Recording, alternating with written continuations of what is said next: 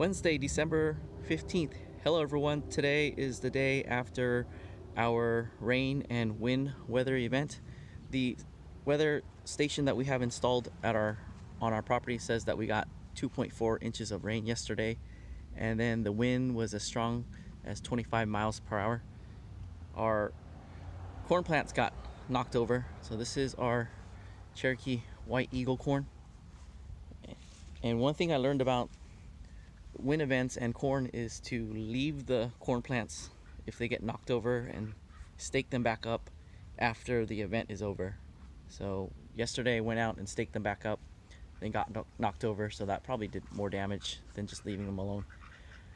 Our greenhouse was put together about 3 years ago at the end of February. This is the Harbor Freight Tools greenhouse, and with our strong, intense California sunlight, the panels deteriorate, and this is, I guess, they last about 3 years. So this panel got blown out yesterday, and we've ordered a new panel, and the panels are made by Farum. That's the other brand for greenhouses. The panel is about $28, so we can cut them to size. If you're ever looking in the greenhouse, just factor in that cost. Maybe there's a quality difference in panels. We'll find out. We're going to use that panel and we'll find out. Here's our glass gem corn. I hope that the water from the rain, the moisture, won't start to germinate the seeds. I had actually wanted to save the plants, the corn here, for making a video, just taking a recording of us harvesting and demonstrating a second harvest of glass gem corn. So hopefully we can still do that. I may just harvest it without making a video.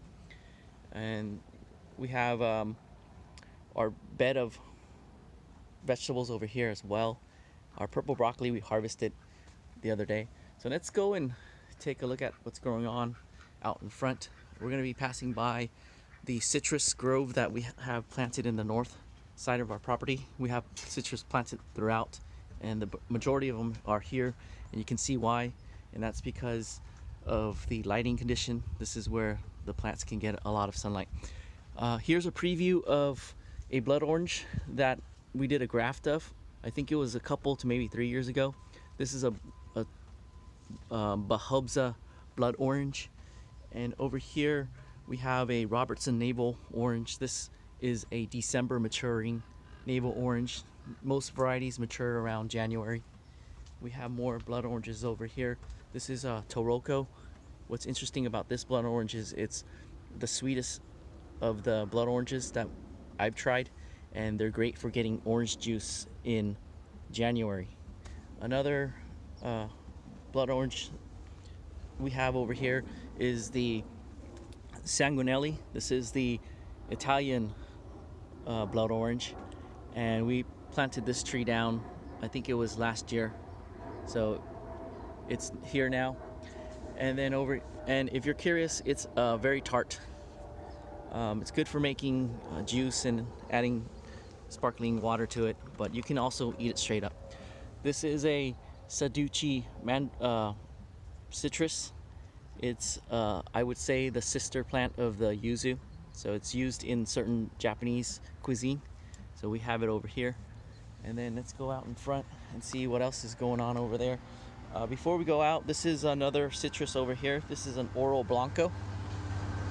It's considered a grapefruit, but it's a grapefruit pomelo hybrid, and its qualities actually are closer to pomelo. So if you like pomelo, this is an easy growing plant in the Southern California area. It's a cooler tolerant plant. Its warm climate sister is the mellow gold, and that is one that I've tried grafting onto this tree a few times, but haven't been successful. So there's some points where we cut to graft, but it didn't work. All right, let's go out front. Here we have, let me close the gate so that the ducks don't come out, or the chickens. So here we have quite a few things planted. There's a little sliver there. We had grown potatoes there, but we're now moving our strawberry patch there. And then we have the corn that got knocked over in the wind. So this is the Peruvian corn. Somehow it tends to be shallow rooted and not very apt at standing up against the wind. This year I tried sowing them deeper. I tried putting them 6 inches in the ground, and then as it grew I tried hilling it, but that was futile. So we lost a couple of plants that actually snapped. So later on today I'm going to go back and stake them up better, and hopefully we'll be able to get some corn. We should. They're pretty resilient if we can keep them up. Our asperbrock got blown over, and we're just going to leave it here for a little bit. Maybe let's just shake off some of the water so it's not so heavy, and maybe it can stand back up. We have some garlic over there, a couple of varieties over there. It's the sunniest spot. I found that garlic really needs full sun, as much sun as you can give it. The more the better. So it's over there. And we have succession plantings of broccoli. So we'll see broccoli at different stages. We don't plant a bunch of broccoli plants and get one big harvest and then get overwhelmed. We actually plant succession, and they're in different stages. And then over here we have more of the Cherokee White Eagle corn. So out here there's more sun, so these guys look bigger and are getting mature more quickly than where we saw in the backyard.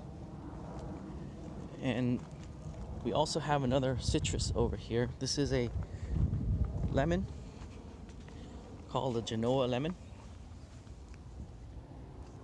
and it's got a very interesting flavor. I think it's somewhere between like lemon and maybe a hint of orange. We have a cabbage here. This is a Danish ballhead and radicchio that's in this patch here. This is another type of cabbage. And then we have some broccoli Rabe, also known as rapini. Sometimes it's confused as broccoli. It's actually because of the tight florets, but it's actually closer to mustard. And there are other plants that are over there as well. We have a garlic patch going on over there, and then some cereal rye that we're trying to grow in a curved manner. Some giant mustard that's over there. And let's see what else is over here. This is our strawberry patch. We're actually starting to move it. This is good for growing potatoes, this little area here. And then in the back we have some garlic chive, mustard plant over there, some bok choy.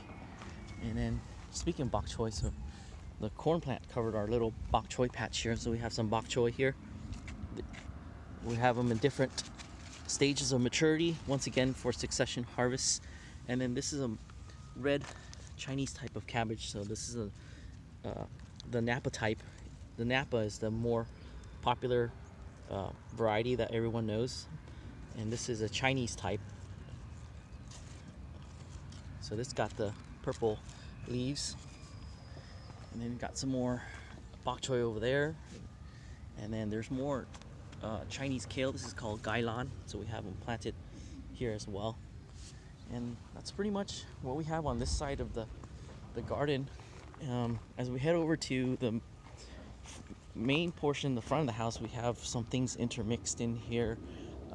Let's see, the most interesting thing over here would be probably the roselle that we planted from seed to give it contrast to some of the colors that we have.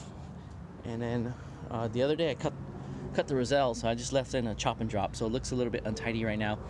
We have some peas that are used as shoots, and then spinach over here. So my phone's telling me that we're running low on battery. I guess this is a good place to end our video today. I know there's more interesting plants going that way that is actually edible, but we'll have to save that for another day.